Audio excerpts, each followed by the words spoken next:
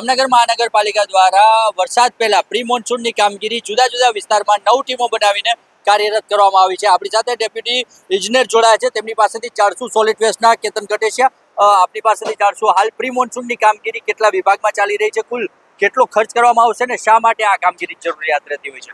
જામનગર શહેરમાં જે તમામ 41 કિલોમીટરની કેનાલો આવેલી છે એને 9 ભાગમાં વેચી અને એનું ટેન્ડર બહાર પાડવામાં આવેલ અને 9 એજન્સીઓની નિમણૂક કરવામાં આવેલ છે અને 9 એજન્સીઓ દ્વારા જુદી જુદી જગ્યાએ કામગીરી કરવામાં આવી રહી છે। આ કામનો ખર્ચ કુલ 48 લાખ જેવો થવા જાય છે અને આખા વર્ષ દરમિયાન જે ઓપન કેનાલો છે એમાં જે કચરો માટી જે ભરાયેલું હોય છે એ ચોમાસા પહેલાં આપણે સફાઈ કરી જેથી વરસાદ થાય ત્યારે જે પાણીનો પ્રવાહ છે એ ફૂલ ફ્લેશમાં જઈ શકે એટલા માટે આ પ્રી મોન્સૂનની કામગીરી કરવામાં આવી છે। આ કામગીરી કરવા છતાં પણ દર વર્ષે આ કામગીરી કરવામાં આવે છે, પરંતુ કેટલાક વિસ્તારોમાં પાણી ભરાતા હોવાની પણ સમસ્યા હોય છે। ચોમાસા દરમિયાન આ પ્રકારની કામગીરી ચાલુ રહેશે કે કેમ?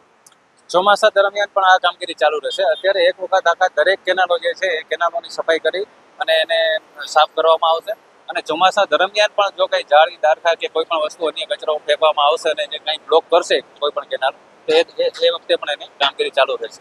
શહેરમાં વરસાદી પાણી ન ભરાય અને તેનું કેનાલ મારફતે જે છે પાણીનો નિકાલ થઈ શકે સરળતાથી, તે માટે દર વર્ષે પ્રી મોન્સૂનની કામગીરી કરવામાં આવતી હોય છે। આ વખતે 48 લાખના ખર્ચે અલગ અલગ 9 વિભાગોમાં આ કામગીરી ચાલી રહી છે અને જો જરૂરિયાત પડે તો ચોમાસા દરમિયાન પણ આ કામગીરી અવિરત ચાલુ રહેશે। અનિલ ગોયલ સાથે દિવેશ વાયડા, ખબર ગુજરાત, જામનગર।